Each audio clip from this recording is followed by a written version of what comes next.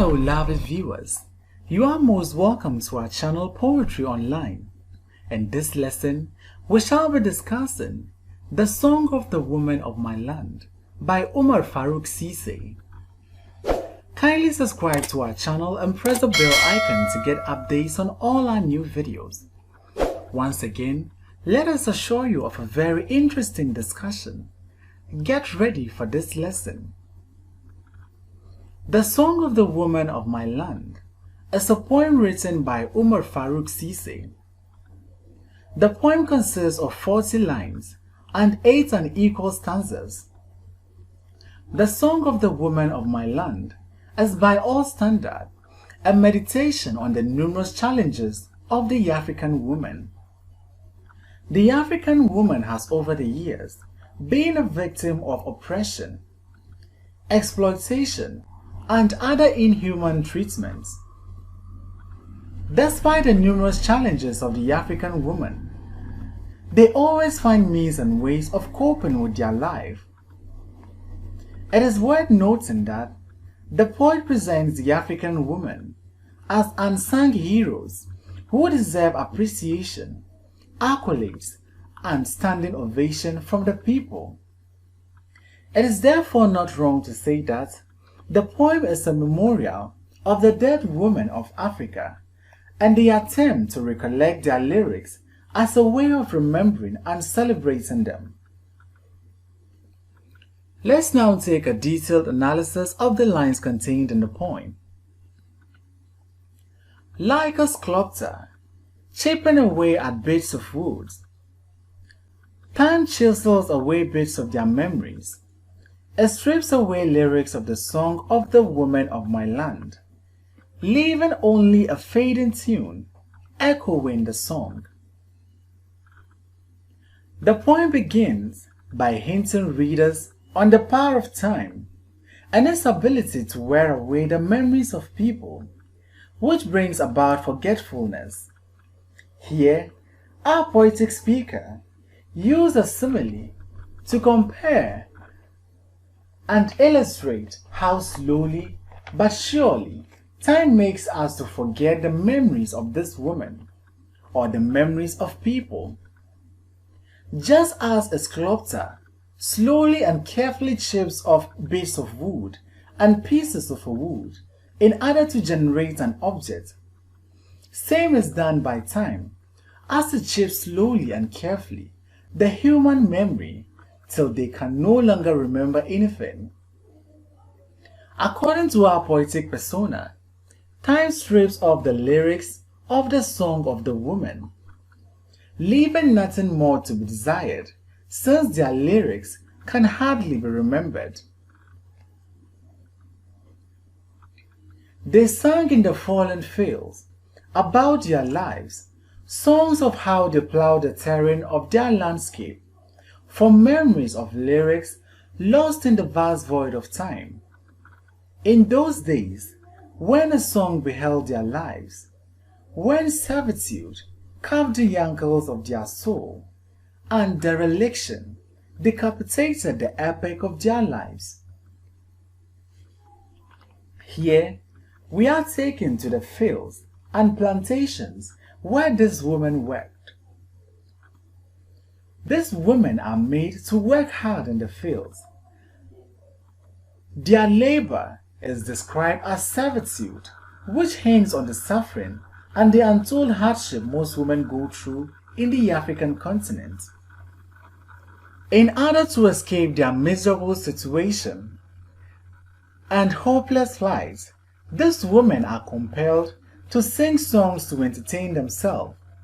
They sang of how they worked hard, how they worked tirelessly, and how they risked being killed for neglecting their duties. Despite being faced with numerous challenges, the women continued to sing and even celebrate their achievements. With a song, they sponged off their anguish, to behold their collective pain, to celebrate their gains, give lyrics to the tune of their lives, cheat the tyranny of time, and commune with the yet unborn, to give meaning to an epoch lost in antiquity. Here, the poet continues to emphasize on the endurance of these women, how well they have survived the servitude, how well they have been able to cope with all the pathetic situation they are made to face in the field. Even though these women are abandoned, exploited, and hopeless, they continue to find reasons not to give up on their life.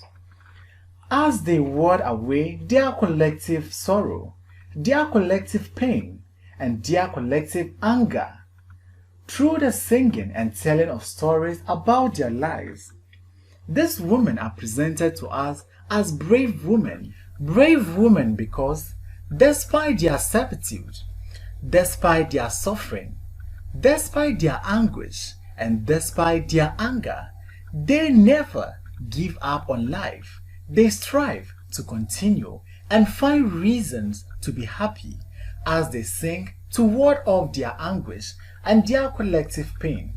They also celebrate their gains and give lyrics to the tunes of their lives. They equally try as much as possible to cheat the tyranny of time. The tyranny of time because time is capable of fading away the memories which these women don't want it to happen.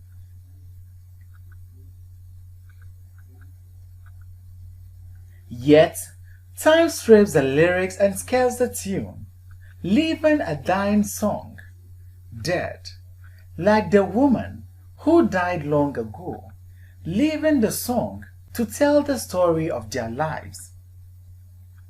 Here, we get to know that time is capable of changing everything, or time changes everything, whether good or bad. However, when we consider our poem, the song of the women of our land, time is no friend of these women and their memories or numerous songs and stories. In spite of their hard work, in spite of their servitude, in spite of their endurance, and in spite of their resistance to the oppression of time, it nevertheless succeeds in slowly fading away their lyrics, leaving nothing to be desired. Therefore, our poetic speaker considers the song of the women of his land dead, just as those women who died a long time ago. Today, the tune roams in the fallen fields, like their souls looking for lyrics to tell the tales of the servitude of the women of my land who plowed their soil and soul, for a song to sing the story of their lives, the song of the women of my land, left in the memory of the wind, now feeding the verses of poets. It echoes in wriggling and rhythms and melodies, hollering in distant tunes, in places far afield the fallen field, where the song of their lives died. Here again, we are told that the tunes of the song of the women of his land have gradually faded away. This brave woman and this courageous woman roamed the deserted plantation, this time not tilling the land, but searching for lyrics to tell their numerous tales and songs, and searching for songs of how oppressed and sad their lives are.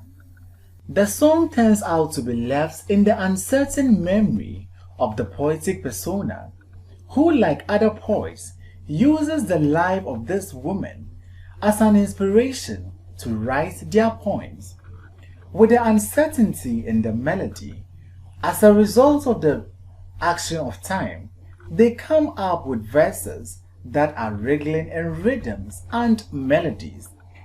Here again, our poetic speaker emphasizes on the importance of literature and the immortality of art. If the songs of this woman were written down a long time ago, we wouldn't have to face the fading away of this tune. Therefore, The tyranny of time can be cheated only through literature and only through art, because art is immortal. Even though the lines that our poetic speaker captures are wriggling in rhythms and melodies, these lines will continue to exist from generation to generation without fading away. And that is the beauty of literature. Art is immortal.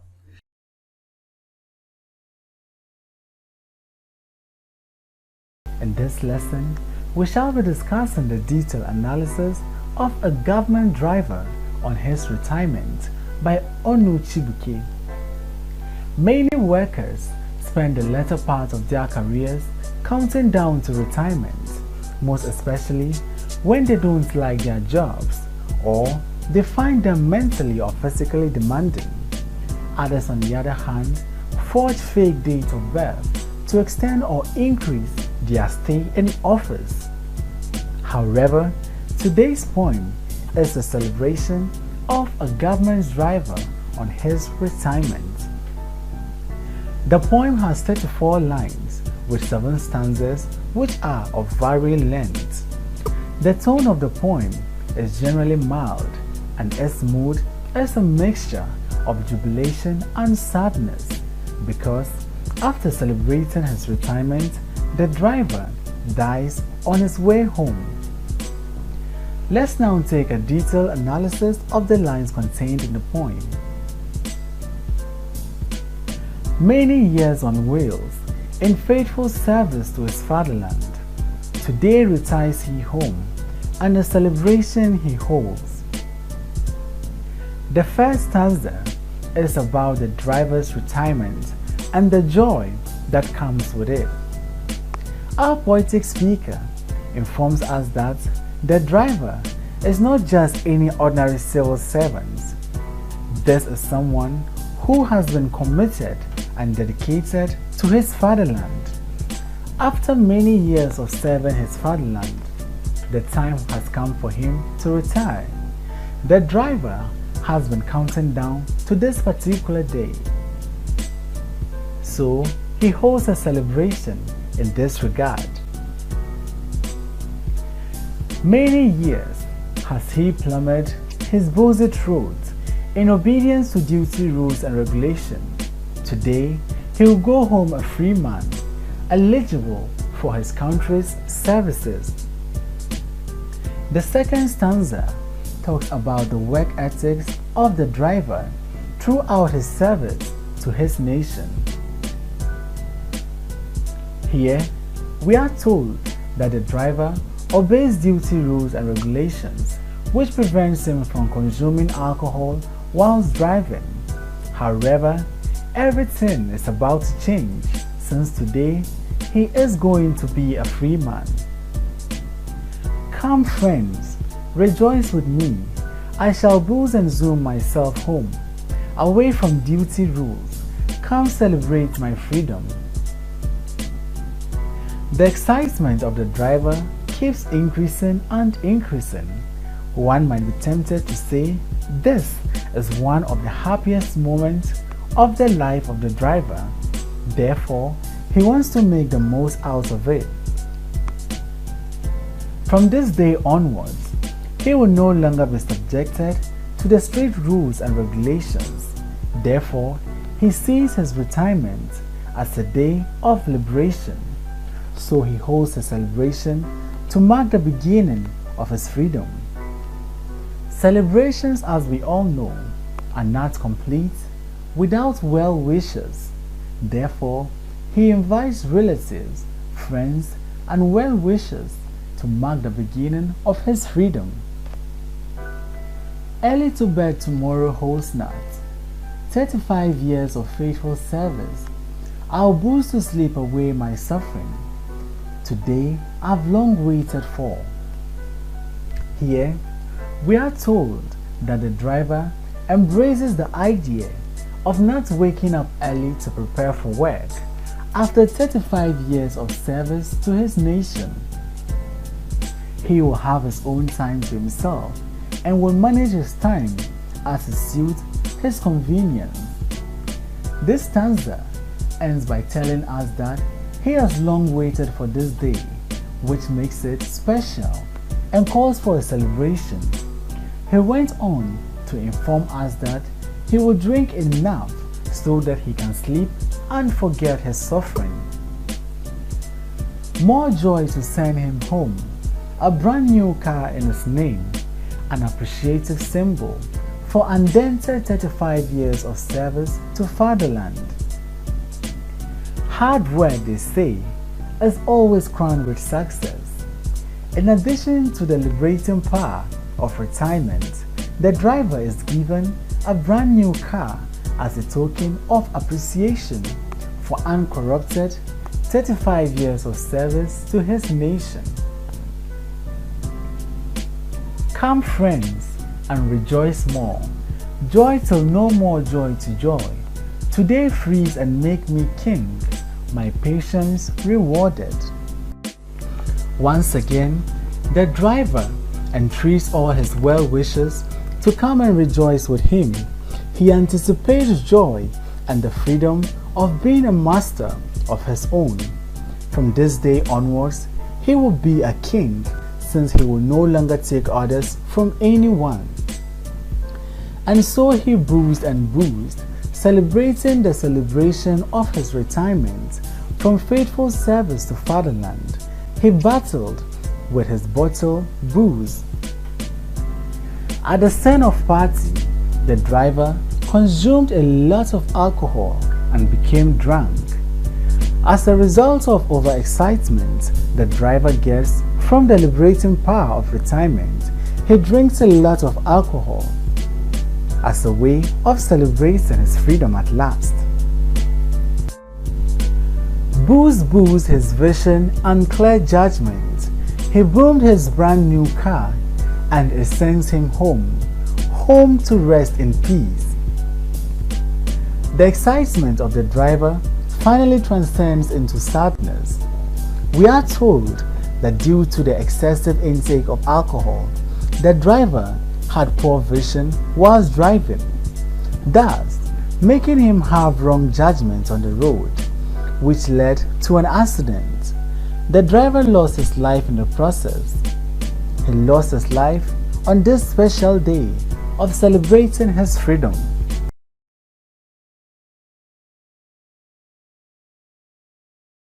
In this lesson, we shall be discussing Naked Woman by Leopold Signal.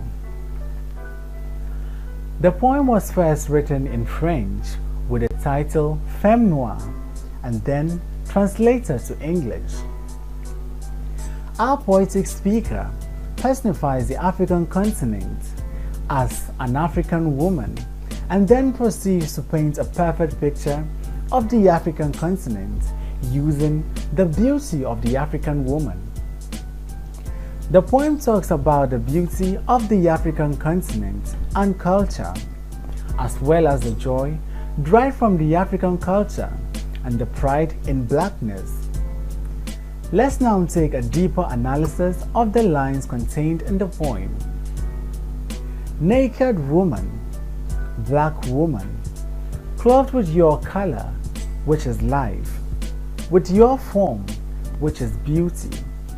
In your shadow I have grown up. The gentleness of your hands was laid over my eyes. The poem begins by telling us the black woman is naked. However, she is clothed with her color, which is life.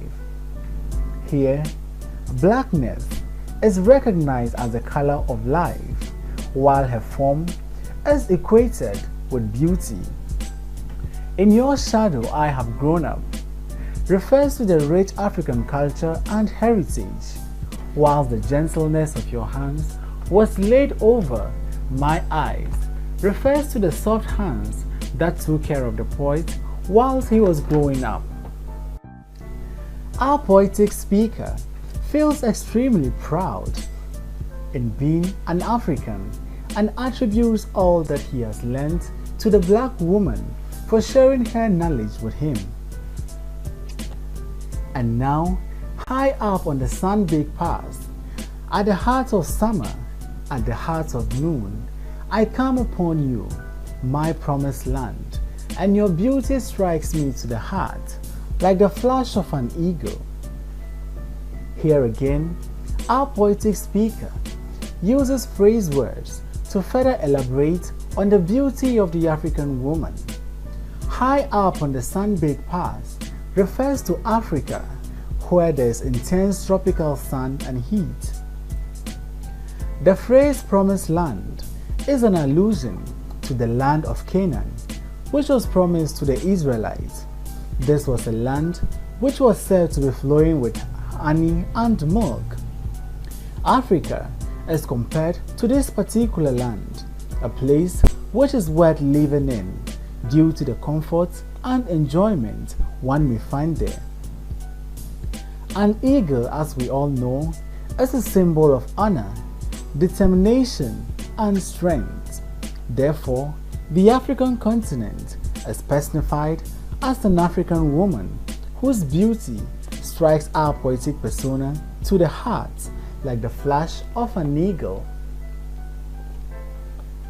Naked woman, dark woman, firm flesh, ripe fruits, somber raptures of black wine, mouth making lyrical, my mouth, savannah stretching to clear horizon, savannah shuddering beneath the east winds, eager caresses, calf tom-tom, town tom-tom muttering, under the conqueror's finger, your solemn contralto voice is the spiritual song of the beloved.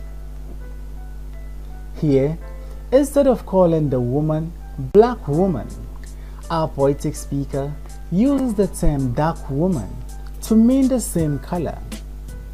Here again, he goes on to tell us some of the qualities of the land. It is the land that bears firm flesh, ripe fruits, from which black wine is brewed. This black wine is said to make one's mouth lyrical. He also points out to a particular land, which is a savanna stretching to clear horizon, shuddering beneath the east wind's eager caresses. The poet uses firm flesh, ripe fruits to show maturity and ripeness. The use of tom-tom and town tom-tom muttering raises the musical quality of the poem, since such words invokes musicality. Similarly, the woman's voice is contralto, which produces a spiritual song of the beloved. Tom-tom is a small drum often held under the armpit of its beater. Here, it is the conqueror's finger that beats a drum to declare victory. Naked woman, dark woman, oil that no breath ruffles. Come oil on the Atlas flank, on the princess of Mali, gazelle lives in paradise. Pearls are the stars on the ninth of your skin. Here, the dark woman is likened to oil that no breath ruffles. Come oil on the Atlas flanks. He continues to use praise words like gazelle, paradise, pearls, stars, and others to artistically project the beauty of the black woman. Delight on the mind, the glinting of red gold against your watered skin, under the shadow of your hair. My care is lightened by the neighboring sun of your eyes. Naked woman, black woman, I sing your beauty that passes, the form that I fix in the eternal, before jealous fate turns you to ashes to feed the roots of life. In these lines, Africa is portrayed in a range of colors: in black for advanced civilization, gold for mineral resources, and red for the blood of compatriots of the continent. Despite her extreme beauty, the black woman is subject to time effects. The use of jealous fate implies that Africa has a bright future since it is more endowed with natural resources than any other continent, which attracts jealousy from the other continents. The black woman's beauty and lovely looks are things our poetic speaker does not want jealous fate to turn into ash. Therefore, he immortalized her beauty in a song before she dies.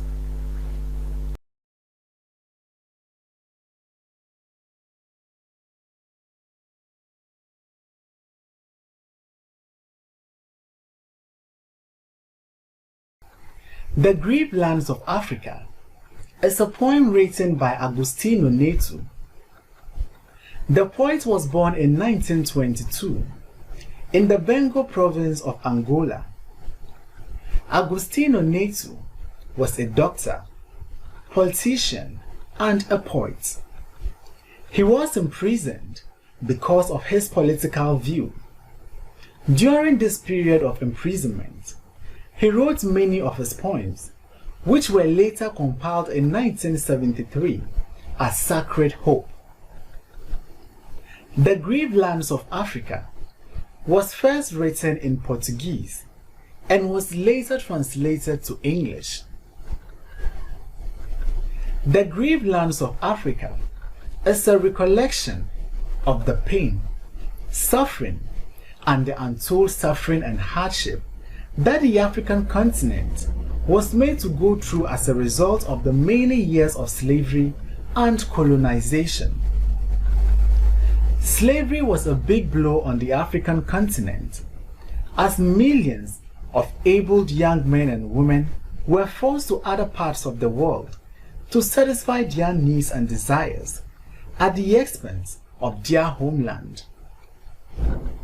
As if this was not enough exploitation and injustice on Africa, colonization was later introduced in Africa. During this period, which lasted for more than 100 years, Europeans ruled over the lands of Africa and controlled all her resources. The title of the poem gives readers a hint on what is expected in the poem. Reference to the word lands is an indication that this injustice and exploitation was not done at a particular place or one spot, but this exploitation and injustice was done in the whole of Africa. Let's now take a deeper analysis of the lines contained in the poem. The Grieved Lands of Africa. In the tearful woes of ancient and modern slave, in the degrading sweat of impure dance, grieved. The poem is set in Africa, a continent that has suffered slavery and colonization.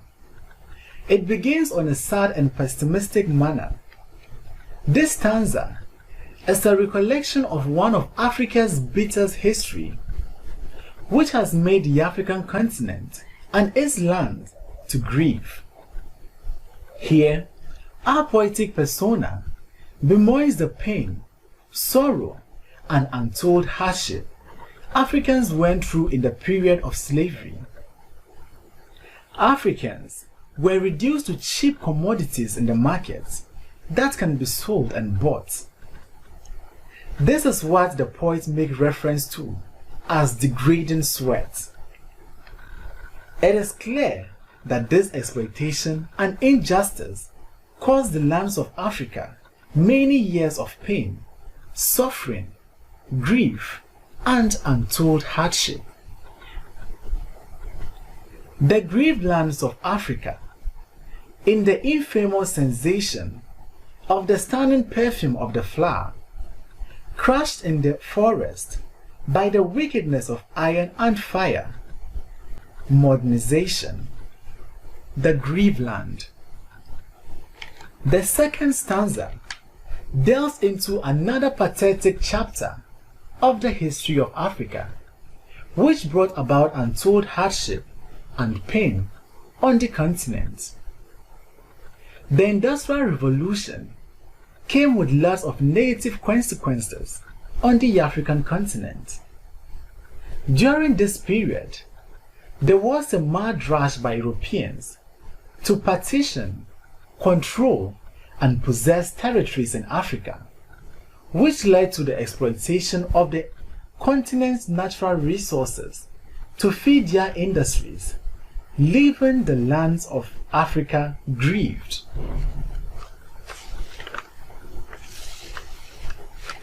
The grieved lands of Africa, in the dream soon undone, in jiggling of jailers' keys, and in the stifled laughter of victorious voice of lament, and in the unconscious brilliance of hidden sensation of the grieved lands of Africa. Here again, our poetic speaker takes us through another sad chapter or another sad history of the African continent. Many dreams and aspirations of Africans were aborted as a result of slavery and colonization, killing the craftsmanship of the African continent. Therefore, the lands of the African continent will continue to grieve, for they are lacking something essential for their growth and progress. Reference to jiggling of jailers' keys suggests imprisonment for anyone who tries to go against the Europeans. Alive in themselves, and with us alive, they bubble up in dream, decked with dances by baobabs, overbalances by the antelope, in the perpetual alliance of everything that lives. This stanza is different and contrasts sharply with the first, second, and third stanza because it gives hope to the African continent in spite of her grief. Here, our poetic speaker speaks of the unshakable spirit of the African continent. He goes on to tell us that even those who have suffered death and those who have died as a result of slavery and colonization are still alive in themselves and with us alive. They shout out the sound of life, shout it, even the corpses thrown up by the Atlantic and putrid offering of incoherence and death, and in the clearness of rivers. This stanza is a continuation of the optimism found in the fourth stanza. This gives a message of hope to Africans as the sound of life keeps coming from the grieved lands. He moves on to talk about the unshakable spirit of the African continent. He tells us that nothing, not even death, can stop Africa or hold it back, since spirits of Africans who died on their way to the Atlantic or the way of no return still live with us and are still alive. Therefore, the African continent is unshakable. They live, the grieved lands of Africa, in the harmonious sound of consciences contained in the honest blood of men, in the strong desire of men, and in the sincerity, in the pure and simple rightness of the star's existence. Here again, the stanza is an optimistic one. The tone and mood of the poem gradually transcends and changes from a sad one to a theme of hope and a ray of hope at the end of the tunnel. This stanza is an optimistic one and gives a hope for the future of Africa. After many years of slavery, after many years of suffering, after many years of torture, after many years of hardship, after many years of colonization, the African continent is yet to see a ray of hope. Therefore, we are the imperishable particles of the grieved lands of Africa. So long as we are alive, then the hope, the dreams of our forefathers will come to reality. They live, the grieved lands of Africa, because we are living and are imperishable particles of the grieved lands of Africa. Even though our ancestors are dead, our poetic speaker considers them alive. They live with us. They live. This last and concluding stanza, which is more or less like a closing remark, vehemently reaffirms the poet's strong conviction in the unshakable spirit of Africa. The African continent will continue to survive. The continent will continue to survive this hardship. The continent will continue to survive this grief. We will continue to survive this torture. Africans are the imperishable particles of the grieved lands. Therefore, as long as there are people living in the African continent, then there is a hope for a better tomorrow, for the dreams of our forefathers, the dreams of those who died during colonization, the dreams of those who died through the shackles of slavery will come to a reality, since the imperishable particles will continue to march forward.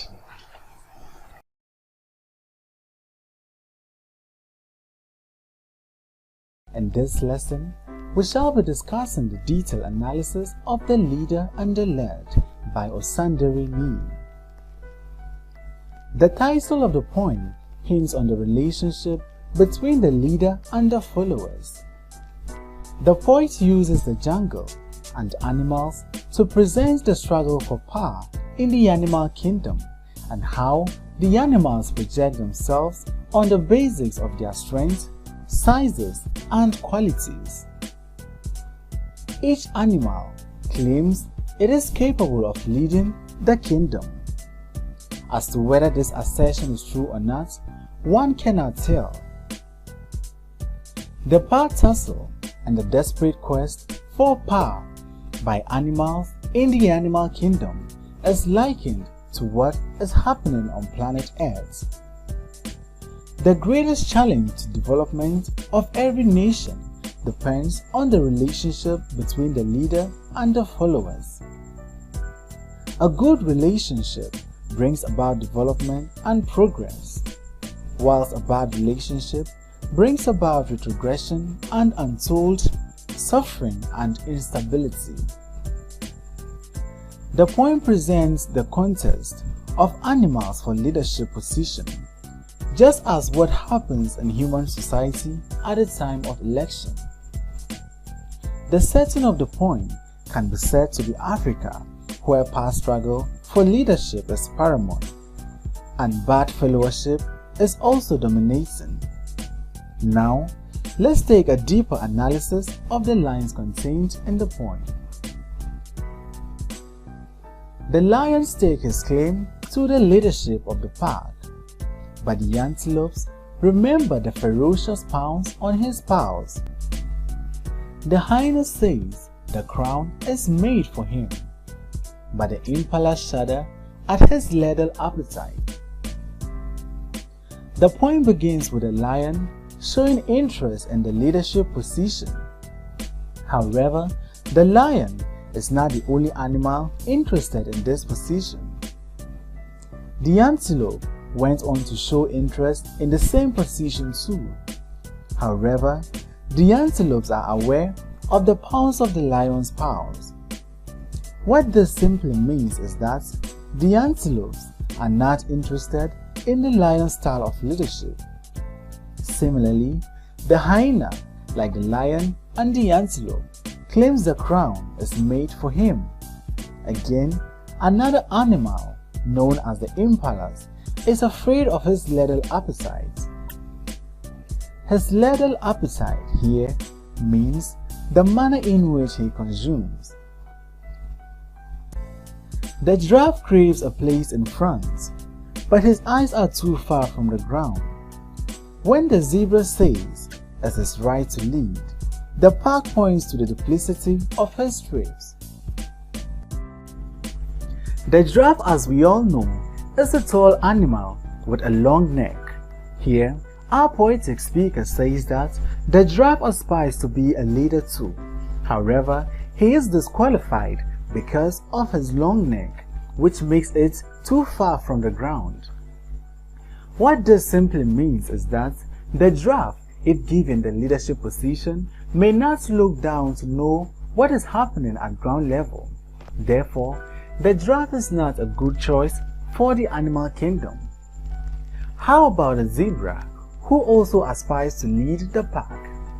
His claims was disqualified by the nature of his traits, which makes the animals difficult to understand it. Therefore, the leadership style of the zebra is something too complex for the animals to understand, which makes him unsuitable for the position. The elephant trudges into the pack tussle, but his colleagues dread his trampling feet. The warthog is too ugly, the rhino too riotous, and the pack thrashes around like a snake without a head. The elephant, at this point, enters the contest with the claim of wanting to be the leader. The elephant, as we all know, is a big animal with an enormous weight. This alone set the tone for his disqualification. The fear is that his enormous weight and size could put other animals to a great disadvantage. Therefore, the elephant is not suitable for the position. What about the warthog and the rhino? What does the pack has to say about them? The warthog is disqualified from the contest too, and the reason is that the pack think he is too ugly to lead them, whilst the rhino is disqualified because it is riotous, which simply means that the behavior and attitude of the rhino is nothing to write home about, and therefore unsuitable for the position. At this point, the pack itself is confused as a result of the past struggle for leadership. Different animals have staked their claims with different ideologies, strengths, and weaknesses. Yet still, they can't settle on which one is suitable for them. Our need calls for a hybrid of habits, proclaim the forest sage. A little bit of lion, a little bit of lamb, tough like a tiger, compassionate like a dove, transparent like a river, mysterious like a lake, a leader who knows how to follow, followers mindful of their right to lead. The sage is used by the poet as the voice of wisdom in the animal's kingdom. The sage informs them what they need to do, or what they need is a hybrid of habits. Since each contestant has something to be desired, therefore the desired qualities of the animals must be melted together to get a leader who will suit them. Such a leader should be one who knows what it is to follow, and followers who demonstrate good followership to the leader. Therefore, a true leader is not one who gives orders, but one who follows.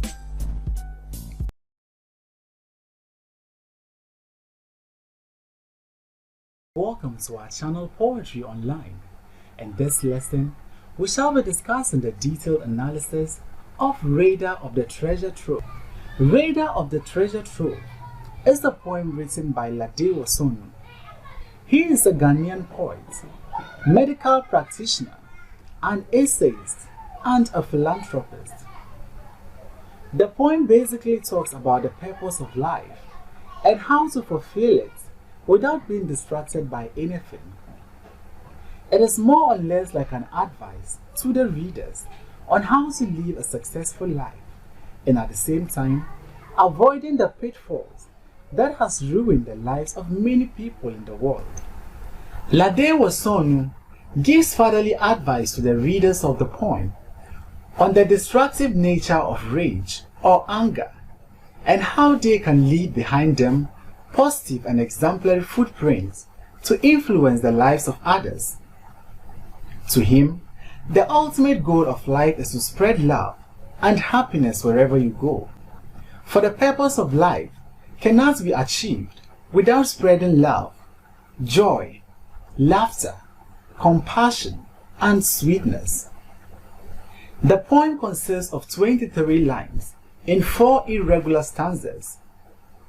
The first stanza throws light on the ultimate goal of life and how to be an agent of positive change in the society. The second stanza emphasizes more on the destructive nature of rage and how it can ruin a person's life. The third stanza discusses the causes of rage and its effect on the individual. The fourth stanza and the concluding stanza of the poem throws more light on the need to spread love wherever you go. The poem ends with a poetic speaker vowing to spread love and happiness wherever he finds himself. Let's now take a detailed analysis of the lines contained in the poem. Starting with the title, Raider of the Treasure Trove. Treasure trove simply means a collection of valuable and delightful things like gold and silver, whose owner is not known. A raider, on the other hand, is a person who attacks a business premises in order to steal from them. Therefore, we can conclude by saying a raider is a thief. The title of the poem quickly hints us on a thief stealing a collection of valuable treasures or valuable items. Here, you are supposed to ask yourself the following questions. Who is this thief? Or, what is personified as thief in this line? What is the raider stealing? And why does this bother our speaker? These are questions we will get answers to once we get to read the poem. But what can be worthy of your life? What dearer than the gems of your dreams? The reason you are here. Always strive to fly flags of joy and sail up streams. The poet opens the poem with a rhetorical question. This is a question which does not demand an answer. But what can be worthy of your life?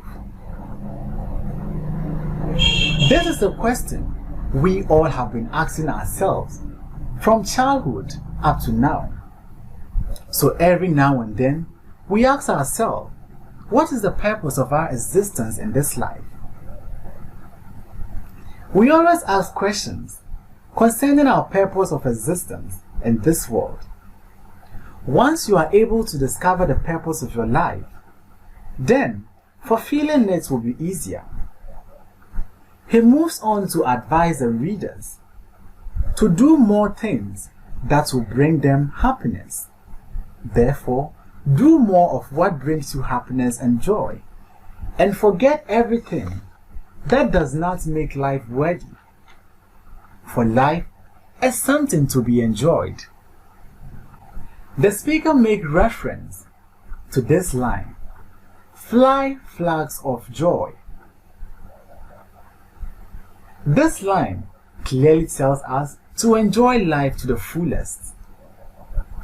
To our poetic speaker, happiness is the first step to living a meaningful and worthy life. Powered by the breeze of love, your course charted in the ink of compassion, and flinged roses wherever you pause. Heaven on earth, your destination of things, which will blot out that brief. Here, the speaker continues to advise his readers, naming another essential virtue needed to sustain a person's happiness, which is love. Without love, one cannot be happy. Therefore, people who harbor hatred cannot be happy or experience happiness to the fullest, since they can't be happy with hatred in their mind. We then come across the word compassionate. It is true that a person who has love at heart is compassionate toward others. Therefore, positive values and exemplary life is a product of love. The word roses we come across in this line is a symbol of love. Therefore, what our poetic speaker wants to tell us here is that we shall spread love wherever we go or wherever we find ourselves. For love, happiness, and compassion can make this world a heaven on earth. Therefore, one does not need to die before feeling, enjoying, or tasting heaven, since happiness and love can make us experience heaven on earth.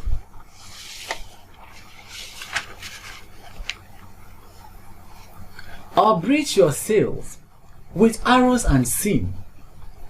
No, rob you of your life. Rage is chief. Rage drags rags after you, of charity, laughter, sweetness, and joy. Rage is thief, enemy of equanimity. In the third stanza, the advice of the speaker takes a more serious tone. Here, the speaker discusses the destructive nature of anger, which makes the realization of heaven on earth impossible.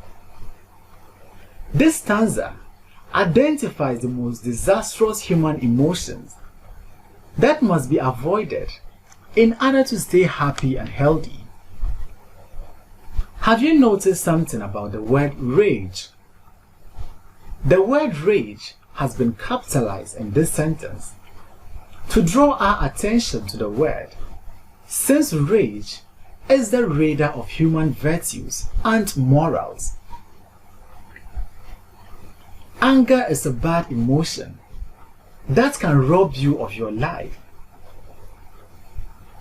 He moves on to tell us that anger is a thief that steals the priceless virtues of an individual, such as love, charity, and laughter.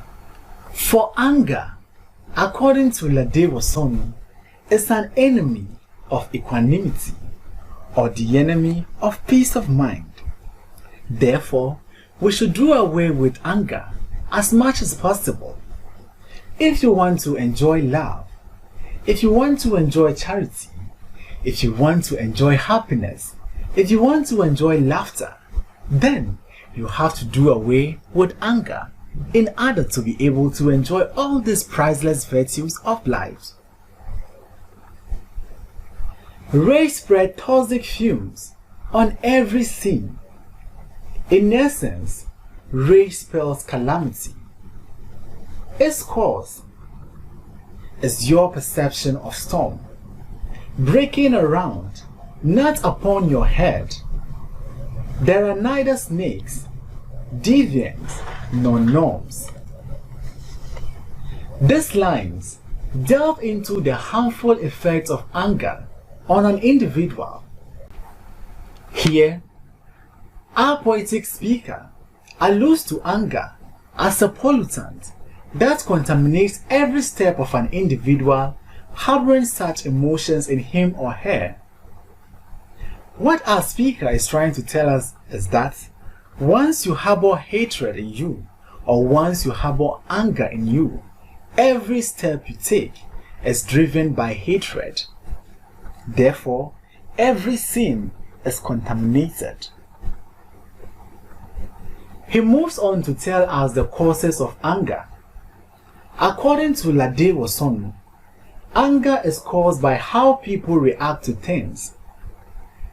The things that happen around us. How we react to them will make us either happy or angry.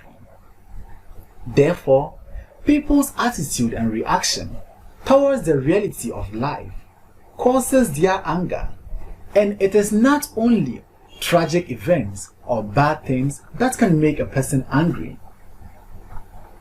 The word storm we come across in this line refers to the tragic events that happen around us. Therefore, how you choose to react to both positive and negative events around you will either make you happy or sad. As you think, so you feel. Watch your mind. Race set sail, can ruin lag far behind. I'll fling roses wherever I bear. My destination is heaven on earth. In the last and closing lines of the poem, the speaker emphasizes more on the mental health of the readers and the need to distance oneself from certain vices in the society. LADE WOSORNU clearly informs the readers that what they think of and how they think influences the emotions they exhibit. Therefore, when you think about positive things, one feels happy and excited. So will you be sad if you focus your mind on negativity. The speaker closes the poem by involving himself in the subject matter by using the personal pronoun I. Here, our poetic speaker is not only advising his readers alone, he is also to practice what he preached by involving himself in the poem. What this simply means is that this poem is a message for all and sundry. It is a message for everyone and not a particular group of people. He ends the poem by vowing to spread love wherever he goes. Thanks for watching this video. Please don't forget to like, comment, subscribe and share this video. Till we meet again in our next lesson, bye for now.